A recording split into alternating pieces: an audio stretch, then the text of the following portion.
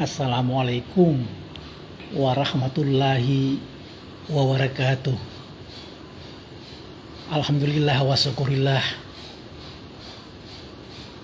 bersama lagi dengan Majelis Zikir Taureka Kodim Naksabandia Khalidiyah Al-Mahdiyah wilayah Sulawesi Tenggara.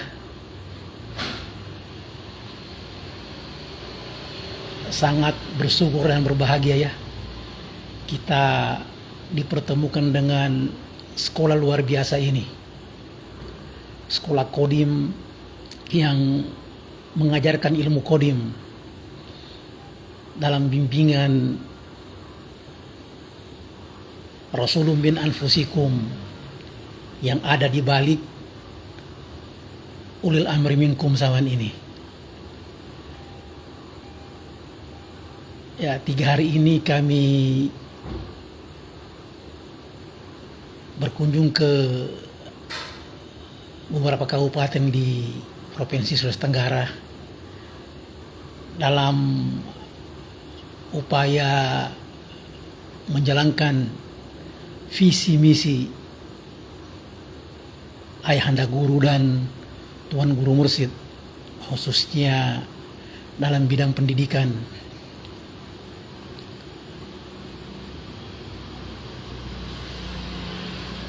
Ya, kebetulan kami baru tiba dari perjalanan tersebut. Nah, kita berbicara tentang perjalanan ya.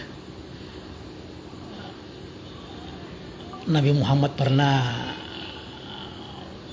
berkata kepada sahabat-sahabatnya bahwa sebaik-baik perjalanan adalah perjalanan berkunjung ke Masjidil Haram dan berkunjung ke Masjidil Aqsa. Nah, ini sebenarnya bahasa kias ya, yang kalau kita sebagai penempuh jalan kerohanian, kita mengartikan bahwa perjalanan ke Masjidil Haram itu sebenarnya adalah perjalanan menuju kiblat jasmani kita. Ya. Kita menuju kepada guru jasmani kita, Walia Mursida. Dan perjalanan ke Masjidil Aqsa itu sebenarnya adalah kita berjalan menuju kepada kiblat rohani kita, Rasulun min anfusikum, mursyid di zaman ini. Para sufi ya, kalau kita baca-baca di buku mereka membagi perjalanan ini ke dalam 3 jenis perjalanan. Yang pertama, perjalanan menuju Allah. Kemudian yang kedua, perjalanan bersama Allah. Dan yang ketiga, perjalanan di dalam Allah. Sebenarnya yang dimaksud itu adalah naiknya tingkat kesadaran kita, perjalanan rohani kita dari kondisi rohani manusia biasa masuk ke dalam sistem Islam, menuju kepada guru jasmani, Walia Mursidah. Itu perjalanan menuju Allah dalam bimbingan guru jasmani. Kemudian perjalanan yang kedua ya, perjalanan bersama Allah. Ya, naiknya tingkat kesadaran kita menuju Allah dalam bimbingan guru rohani, Al-Mursyid atau Rasulullah. Dan yang ketiga, perjalanan di dalam Allah, naiknya dimensi kesadaran kita sampai ke kesadaran puncak, tentu saja dalam bimbingan Allah Subhanahu wa Ta'ala itu sendiri. Nah, berbicara tentang perjalanan rohani, sering sekali dikaitkan dengan Mi'raj. Mi'raj rohani. Nah, selalu kita mendengarkan para mubalik kita, para penceramah-penceramah di masjid atau di televisi atau di media-media sosial, bila mereka menjelaskan tentang Mi'raj, ya kadang-kala mereka mengutip surat Al-Isra ayat 1. Subhanallazi asra bi abdihi lailan minal masjidil haram ilal masjidil aqsa. Ya kan? Padahal sebenarnya perjalanan Mi'raj itu yang lebih detail dijelaskan dalam surat An-Najm ayat 13 sampai 18. Nah, kadang saya berpikir biasa begini, kenapa penceramah-penceramah kita itu, mubalik kita itu, ulama-ulama kita itu, bila mereka menjelaskan tentang peristiwa Isra Mi'raj, mereka hanya mengutip ayat tentang Isra saja. Selalu terpikir seperti begitu. Subhanallazi asra bi abdihi lailan minal masjidil haram ilal masjidil aqsa. Nah, itu saja yang dibahas-bahas terus. Sedangkan surat An-Najm ayat 13 sampai 18 yang memang spesifik membahas tentang Mi'raj, ya jarang dikaji. Ya, ternyata setelah itu saya dapatkan jawabannya, bahwa banyak penceramah-penceramah kita, mubalik kita adalah bukan pelaku, bukan penempuh jalan ketuhanan. Mereka cuma pandai membaca kitab, lalu mengartikan dengan logika akal pikiran mereka sendiri, lalu menerangkan kepada umat. Mereka belum pernah Mi'raj.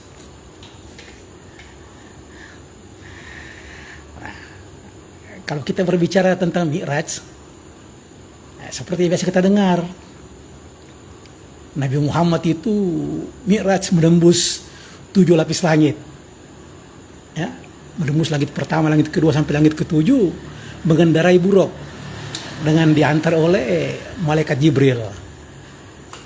Nah, inilah cerita-cerita dongeng yang sering diceritakan oleh para mubalik yang bukan pelaku. Sebenarnya Mi'raj itu adalah naiknya dimensi kesadaran sang salik penempuh jalan ketuhanan. Jadi yang naik itu adalah kondisi rohanianya, kesadarannya. Bukan jasmaninya yang naik sampai ke langit kan, bukan. Nah, itu hanya pemisalan saja. Yang sebenarnya adalah tingkat kesadarannya, dimensi kesadarannya. Ya, makanya digambarkan di langit pertama Nabi Muhammad ketemu dengan Adam. Maksudnya bukan ketemu secara fisik, face to face begitu, bukan. Tapi naiknya tingkat kesadaran Muhammad pada saat itu mencapai tingkat kesadaran Adam alaihissalam di langit pertama. Naik lagi ke langit kedua, bertambah lagi. Tingkat kesadarannya mencapai kesadaran Isa, kesadaran Yahya. Makanya digambarkan di langit kedua Nabi Muhammad ketemu Nabi Isa dengan Nabi Yahya. Bukan ketemu secara fisik, ya, bukan. Tapi Nabi Muhammad mencapai level kesadaran Nabi Isa dan Nabi Yahya di langit kedua. Di langit ketiga dia ketemu dengan Nabi Yusuf. Artinya Nabi Muhammad dalam mi'rajnya sampai ke langit ketiga mencapai tingkatan dimensional level kesadaran Yusuf yang berada di level kesadaran langit ketiga. Nah, begitu seterusnya. Di langit keempat dia mencapai tingkatan kesadaran nabi-nabi Bani Israel, Nabi Idris. Di langit kelima dia ketemu dengan Nabi Harun. Ya, maksudnya Nabi Muhammad mencapai tingkatan level kesadaran Harun di langit kelima. Langit keenam ketemu Musa, mencapai level kesadaran Musa, dan di langit ketujuh mencapai level kesadaran Ibrahim alaihissalam. Itulah yang dimaksud dengan Mi'raj, naiknya kesadaran rohani, bukan jasmani yang terbang sampai ke langit sana. Itulah dogma yang sering kita dengar dari para penceramah kita yang bukan pelaku. Mereka hanya membaca kitab, membaca buku, lalu kemudian dengan logika akal pikirannya menjelaskan kepada umat. Akhirnya umat juga ya merasa seperti begitu, padahal tidak seperti begitu. Itulah yang dianalogkan sebagai orang buta yang memberi bimbingan kepada orang yang tidak bisa melihat. Nah, jadi begitu ya.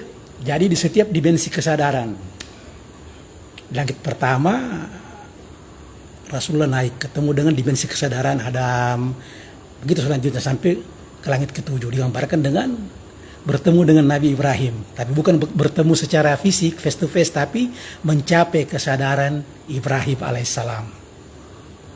Nah, itulah Mi'raj. Jadi Mi'raj itu bertingkat-tingkat.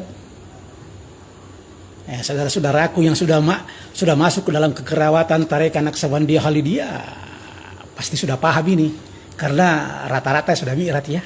Meskipun Mi'rajnya mungkin ya ada yang masih sampai langit pertama, ya, ada yang sampai langit kedua, ada yang sampai langit ketiga, ada yang sampai langit dan seterusnya, begitulah. Tapi yang jelas sudah pernah Mi'raj. Dan setiap Mi'raj menembus setiap dimensi langit, ya, menembus setiap dimensi langit. Langit pertama dia mendapatkan lagi kembali kesadaran dunia, tapi lebih tinggi levelnya. Demikian pula di langit kedua, Mi'raj sampai langit kedua ya, dia mendapatkan kembali kesadaran dunia, tapi levelnya lebih tinggi lagi. Begitu seterusnya sampai kesadaran Ibrahim alaihissalam. Itu yang ditegaskan. Salatlah kamu di makam Ibrahim. Maksudnya ya kamu menyambungkan gelombang dan frekuensimu kepada Tuhan, minimal kamu berada pada level Ibrahim. Makamu Ibrahim musalla. Dirikanlah salat di makam Ibrahim. Jadi begitu seterusnya Mi'raj. Kemudian melewati makam Ibrahim di langit ketujuh, terus menembus sampai ke Sidratul Muntaha. Nah, itu di Sidratul Muntaha adalah portal antara dimensi dunia yang baharu ini dengan dimensi akhirat. Nah, makanya dikiaskan ya di makam Ibrahim itu kita wukuf di Arafah. Kalau dalam proses ibadah haji ya, kita wukuf di Arafah. Maksudnya itu makam tertinggi dalam sistem Islam untuk masuk ke sistem iman, sistem yang lebih tinggi lagi. Jadi Mi'raj sebenarnya itu adalah memasuki sistem-sistem yang terstruktur dan telah diatur. Ada rukun syarat, jalan dan caranya. Ya, dari manusia yang biasa-biasa, ya kan, level manusia biasa-biasa, orang awam naik kepada orang yang khusus. Kalau bahasa Arabnya ya hawas. Orang-orang hawas ini adalah dalam sistem Islam. Mereka berada dalam sistem Islam dan berprogres terus untuk naik lagi kepada makam hawasul hawas, khususilul khusus. Nah, orang hawasul hawas ini yang masuk dalam sistem iman. Nah, kemudian dari hawasul hawas naik lagi ke makam yang lebih tinggi lagi, yaitu ihsan, dan kemudian berbuat takwa. Nah, inilah yang dimaksud dengan proses Mi'raj, naiknya gelombang kesadaran dari manusia biasa masuk berbuat takwa. Nah, itulah Mi'raj, perjalanan rohani manusia menembus dimensi kesadaran yang naik terus. Jadi Mi'raj itu bertingkat. Mohon maaf ya, mungkin karena kendala jaringan. Jadi kita lanjut kembali ya. Jadi Mi'raj itu sebenarnya adalah naiknya dimensi kesadaran sang salik menempuh jalan ketuhanan. Nah, Mi'raj itu pun bertingkat-tingkat. Antara alam baharu, alam dunia untuk sampai kepada alam akhirat, ya ada Mi'rajnya. Ada dalam sistem Islam, dalam sistem iman, dalam sistem ihsan, ada semua Mi'rajnya. Kemudian dari alam akhirat sampai masuk lagi ke alam maha akhirat, alam maha qadim, nah itu ada juga Mi'rajnya. Tergantung dari kualitas rohani sang penempuh jalan tersebut. Jadi kalau berbicara tentang Mi'raj, ya sekarang kita rubah ya mindset kita. Jangan lagi pemahaman kita seperti pemahaman yang dijelaskan oleh ustaz-ustaz jalanan itu ya. Meskipun mereka berceramah di masjid, tapi mereka tidak paham tentang Mi'raj. Karena mereka bukan pelaku yang sebenarnya.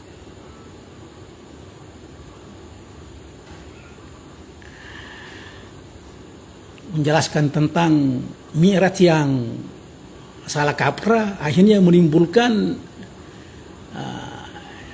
agama Islam dibully oleh agama-agama yang lain. Coba bayangkan. Sampai-sampai bahkan digambarkan itu Nabi Muhammad mengendarai buruk kan, digambarkan buruknya itu berwajah wanita cantik, rambut panjang dengan badan kuda.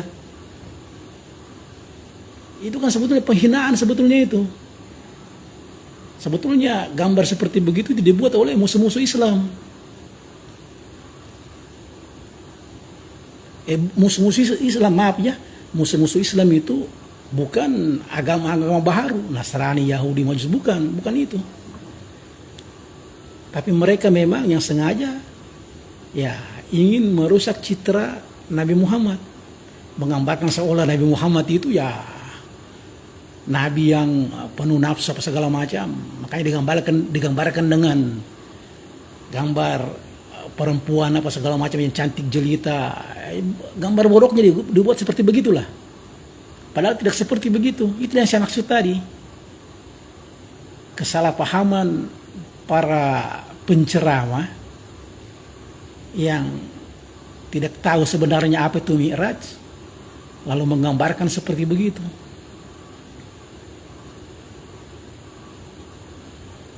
Nah, inilah yang kita harus rubah supaya tidak ada lagi pemahaman seperti demikian, seperti begitu. Jadi Mi'raj itu naiknya level kesadaran menempuh jalan ketuhanan. Nah, Mi'raj itu bertingkat-tingkat sesuai dengan di mana, di dimensi mana penempuh jalan tersebut berada dalam tingkatannya, dalam kehidupannya sekarang di dunia ini. Ya, kalau dia baru dari level manusia biasa untuk masuk ke dalam sistem Islam, karena dari manusia biasa untuk masuk ke dalam sistem Islam, dari manusia biasa untuk masuk ke dalam manusia khusus atau hawas, ya ada juga syarat rukun jalan dan caranya. Makanya ada namanya rukun Islam. Ya kan? Jadi tidak seenak-enaknya saja mengaku-mengaku Islam, tapi tidak paham syarat rukun jalan dan caranya. Padahal Islam itu adalah sebuah sistem. Islam itu bukan merek, bukan identitas, tapi dia adalah sebuah sistem yang di dalamnya ada syarat rukun, ada jalannya, ada caranya. Jadi dari manusia biasa masuk ke dalam Islam ada syarat-syaratnya. Sama dengan kalau kita sekolah ya, kalau kita dari awalnya dari TK ya kita masuk ke SD ada syarat rukunnya, masuk SD. Dari SD masuk SMP ada juga syarat rukunnya masuk SMP. Demikian pula dari SMP ke SMA ada juga syarat rukunnya masuk SMA. Nah, begitu pula dengan Islam. Ya, makanya Nabi membagi itu. Orang-orang biasa, kemudian orang Islam, kemudian orang iman. kemudian ihsan, dan terus akhirnya berbuah takwa. Bukan sekedar mengaku saja saya orang Islam. Karena banyak sekarang kita mengaku orang Islam, tapi syarat rukunnya kita belum penuhi, belum tepati.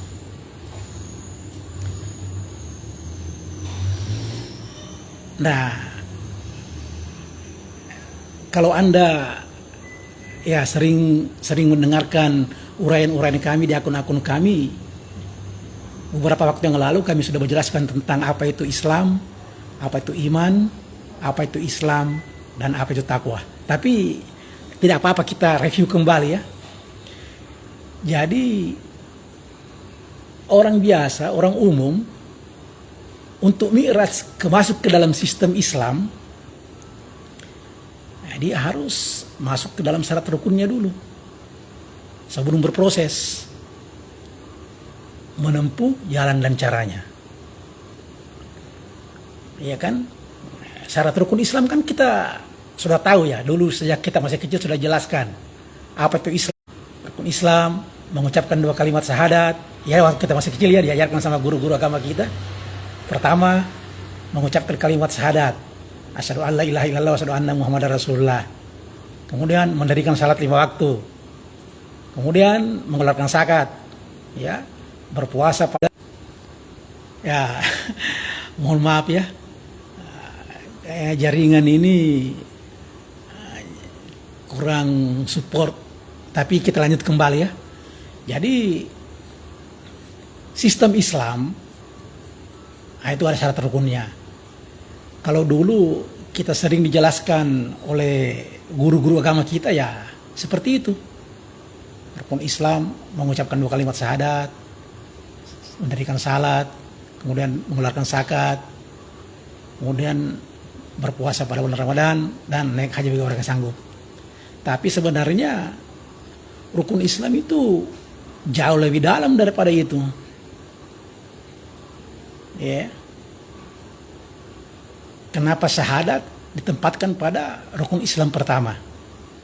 Baru kemudian zakat, baru kemudian salat, zakat, puasa, baru haji yang terakhir. Kenapa? Karena itu yang dimaksud dengan sistem. Ada urutan-urutannya. Awalnya, ada akhirnya.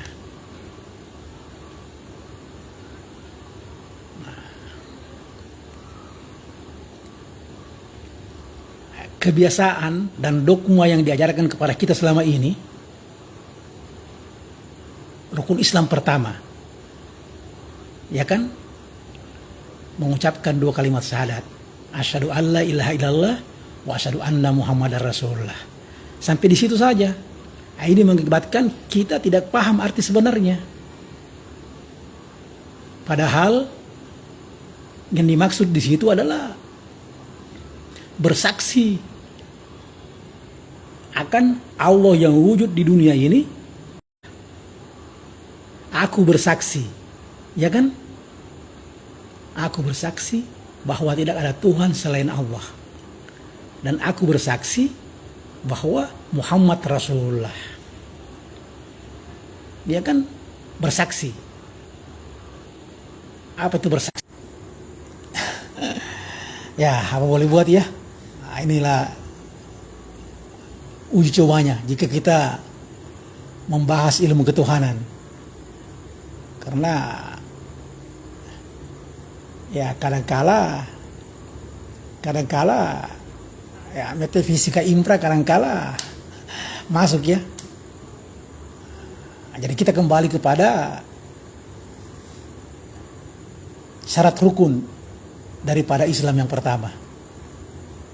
Jadi syahadat itu bukan hanya sekedar mengucapkan ya, tapi kita menyaksikan dengan mata zahiriah kita akan Allah yang wujud dan Rasulullah di zaman ini. Nah, ini keras ya, karena selama ini kita hanya menganggap bahwa rukun Islam yang pertama itu mengucapkan syahadat, hanya sekedar mengucapkan saja. Padahal menyaksikan, ya kan? Nah, beda artinya mengucapkan dengan menyaksikan.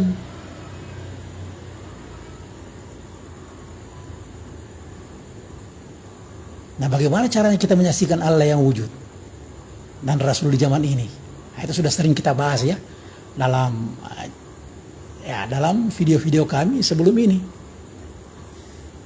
Silakan bisa dibuka-buka ya di kanal YouTube kami TNKN Al-Mahdiyah Wilayah Sulawesi Tenggara. Bisa dilihat di situ atau di Facebook Muhammad Sumarinoro ya. Jadi kesalahpahaman kita selama ini karena kita hanya mengucapkan, bukan menyaksikan. Akhirnya apa? Kita tidak pernah belajar untuk tahu apa sebenarnya dimaksud dengan atau apa yang dikandung daripada syahadat itu sendiri.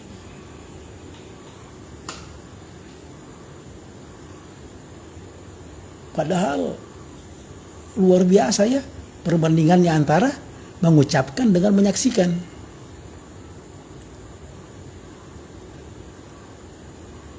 Al-aslamu ilmiyun wa amaliyun. Islam itu ilmiah dan wajib dibuktikan. Nah, syahadat ini wajib dibuktikan. Kalau dikatakan bersaksi, ya berarti kita bersaksi. Bersaksi dengan mata kepala kita. Bahwa itu loh Allah yang wujud di dunia ini. Itu loh Rasulullah di zaman ini. Sehingga syahadat kita benar. Bukan hanya sekedar mengucapkan. Ya kan? Logika saja. Misalnya ya, di pengadilan. Misalnya ada peristiwa kebakaran misalnya di pasar A. Kemudian ada saksi yang dipanggil di tempat itu oleh hakim untuk bersaksi di pengadilan. Ketika ditanya oleh hakim, saudara saksi, apakah benar-benar Anda menyaksikan peristiwa kebakaran itu sejak awal sampai akhir? Nah, kalau saksi itu bilang, oh tidak Pak Hakim, saya hanya mengatakan apa yang dikatakan oleh orang lain tentang kebakaran itu. Wah, kesaksiannya kan ditolak kan sama hakim. Kenapa? Karena dia tidak menyaksikan secara langsung. Tidak ada di tempat kejadian dan tidak tahu kronologi kejadian tersebut. Ya kan? Dia dianggap bukan saksi. Bahkan bisa dikenakan pasal sebagai saksi palsu. Kalau dia coba-coba menjadi saksi padahal dia tidak ada di tempat dan tidak tahu kronologi kejadian tersebut. Ya kan? Bagaimana dengan Allah? Sedangkan dalam syahadat menyatakan, aku bersaksi bahwa tidak ada Tuhan selain Allah. Dan aku bersaksi bahwa Muhammad Rasulullah. Lalu apa yang kau saksikan? Berarti syahadatmu bohong dong. Kalau kamu tidak menyaksikan Allah dan Rasulnya. Man kana hasihi a'ma wa huwa fil akhirati a'ma wa adallu sabila. Barang siapa yang buta matanya di dunia ini dari melihat Allah, lebih-lebih di akhirat, bahkan lebih sesat lagi jalannya. Bahaya kan ayatnya? Nah, makanya kesaksian tentang Allah itu dan kesaksian tentang Rasulullah di zaman ini itu ditempatkan sebagai syarat rukun sistem Islam yang pertama. Karena dia berkaitan dengan syarat rukun yang kedua. Syarat rukun yang kedua adalah mendirikan salat. Ya kan? Nah, kita mendirikan salat. Dalam surat Iftitah dikatakan, inni wajjahtu wajhiyya, ku hadapkan wajahku kepada wajah yang menciptakan langit dan bumi. Ya, ku hadapkan wajahku ya. Bukan ku hadapkan wajahku. Nah, ini kita bahas bicara ilmiah ini. Artinya apa? Wajah kita menghadap kepada wajah.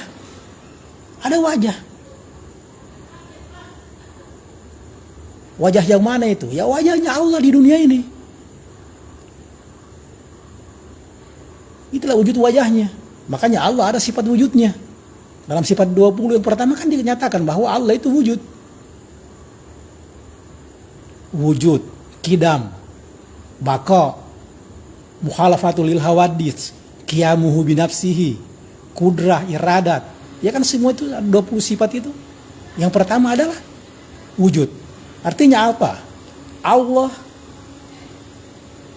yang maha kodim, tajalli di alam kodim, dan di alam baru dia tajalli juga menjadi salah satu wujud. Nah itu wujudnya, wujud Allah itu yang harus kita cari, yang harus kita tahu. Itu yang kita lihat dalam kesaksian syahadat kita. Itu yang kita saksikan dalam kesaksian syahadat kita. Makanya syahadat diposisikan di tempat pertama dalam sistem Islam. Benar syahadatmu baru bisa melaksanakan salat. Salat adalah syarat rukun yang kedua. Makanya dikatakan, kuhadapkan wajahku kepada wajah itu. Aqimis salata li zikri. Ya kan? Dirikanlah salat untuk mengingatku. Nah, siapa yang kau ingat dalam salatmu? Kau bilang Allah. Terus apa aja Allah yang kau ingat? Ya kan? Yang kau ingat dalam salatmu kan Allah. Sekarang kami tanya, apanya Allah yang kau ingat? Kalau kamu tidak benar kesaksian syahadatmu, kamu tidak menyaksikan Allah yang wujud dan Rasulullah di zamanmu sendiri, berarti kamu tidak bisa mendirikan salat. Kenapa? Karena dalam salat kita harus mengingat wujud wajahnya.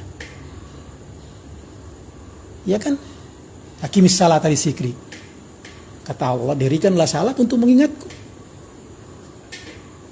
Nah, kalau kau tidak lihat, tidak tahu sifat wujudnya, apanya Allah yang kau mengingat? Ya kan?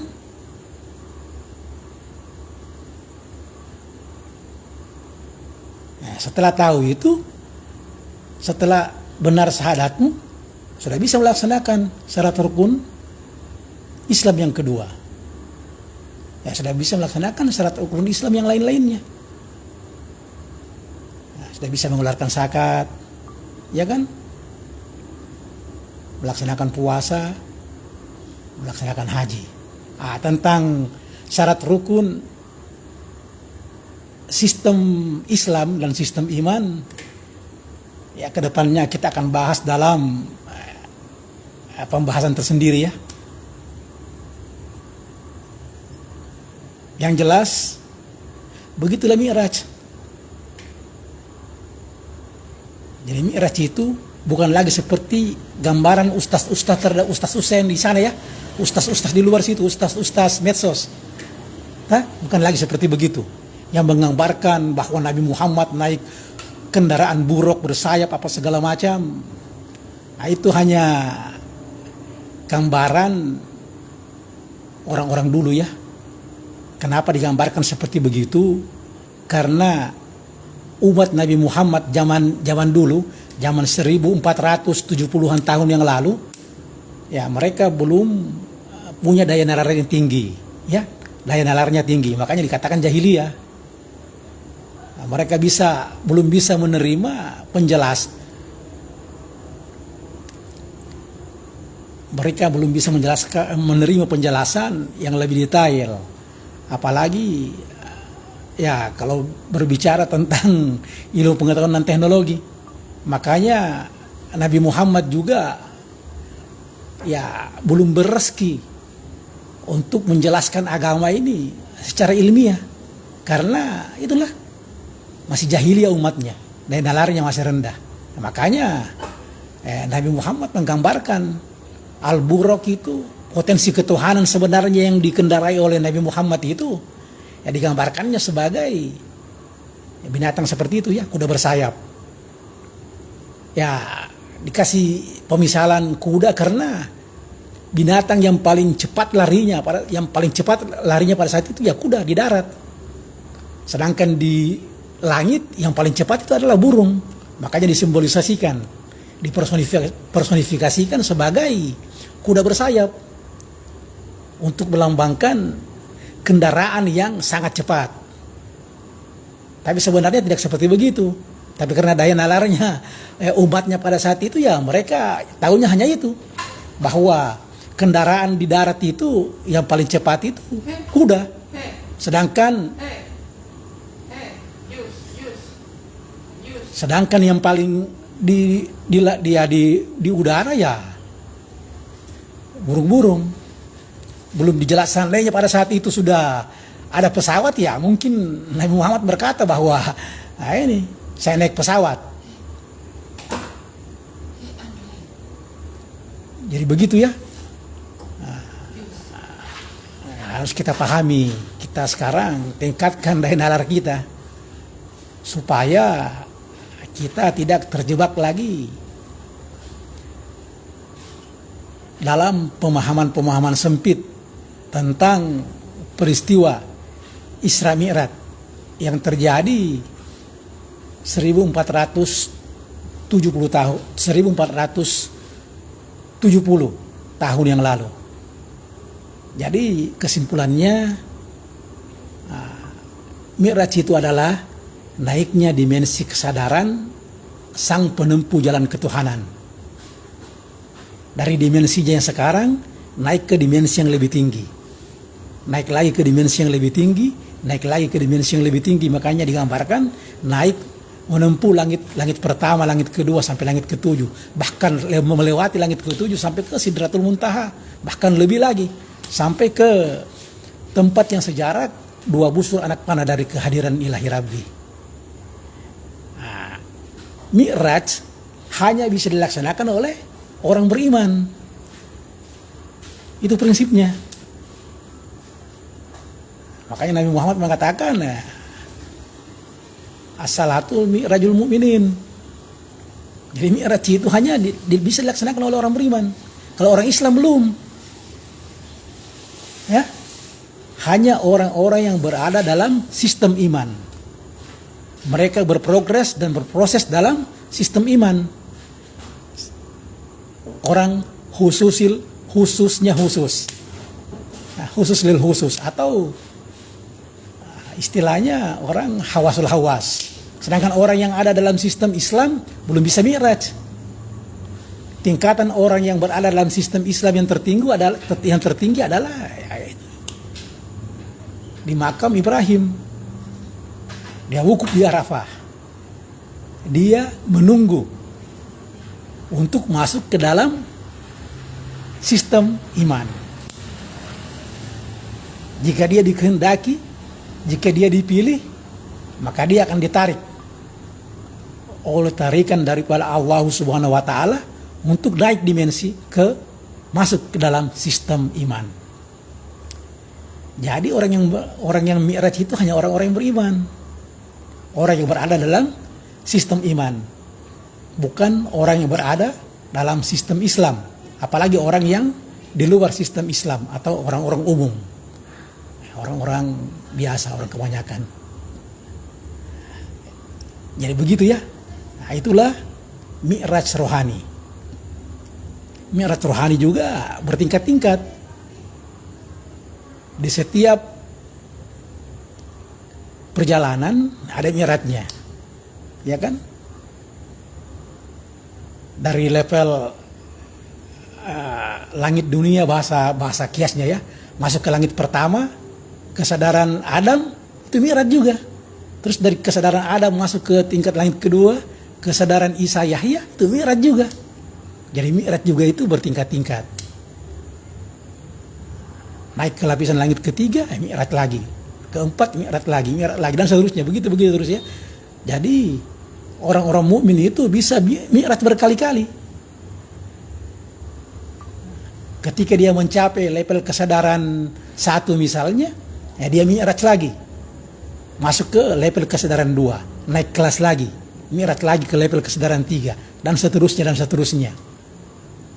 Menembus 7 petala langit, menembus tingkatan dimensional di langit ke-7. Nah, itu bahasa kias semua ya, untuk menyatakan tentang Mi'raj yang sebenarnya. Nah, di alam antara portal alam baharu alam dunia ini dengan alam qadim, Mi'raj juga, ada juga Mi'rajnya. Nah, di antara alam dunia, alam baharu dengan alam qadim, Mi'rajnya kita dibimbing oleh guru sahir, walia mursida, ulil amri minkum di zaman ini. Jadi yang membimbing kita. Itulah boroknya kita. Kita dibimbing oleh guru sahir, walia mursida. Nah, antara alam selanjutnya dari portal batas antara dunia alam baharu dengan alam qadim, kita dibimbing lagi oleh Rasulullah, oleh mursyid. Nah, dialah borok kita. Nah, itulah perjalanan bersama Allah. Kemudian yang ketiga, perjalanan di dalam Allah. Ya, Allah sendiri yang menjadi guru pembimbing kita di alam maha qadim. Jadi begitulah tingkatan-tingkatan Mi'raj itu. Dan itu hanya bisa dipahami dan dialami oleh orang-orang beriman. Orang khusus lil khusus, orang hawasul hawas, bukan orang Islam, apalagi orang kebanyakan. Begitu ya. Ke depan kita akan bahas lagi tentang proses sistem Islam, sistem iman, ihsan dan berbuat takwa. Ingin belajar? Datanglah di Tarekat Qadim Naqsabandiyah Khalidiyah Al-Mahdiyah Nusantara yang sekarang ada di hampir 80 kabupaten kota seluruh Indonesia. Kami terima dengan lapang dada dan hati yang terbuka. Udhuluha bisalamin aminin. Salamun bima sabartum. Salamun kaulam mir rabbir rahim. Ini tentang pembaharuan akhir zaman. Ini tentang kebangkitan agama tauhid. Ini tentang praktek Tarekat Qadim Naqsabandiyah Khalidiyah Al-Mahdiyah Nusantara. Ini tentang cinta kepada guru kami Al-Mursyid. Ilahi anta maksudi waridaka matlubi. Wassalamualaikum warahmatullahi wabarakatuh.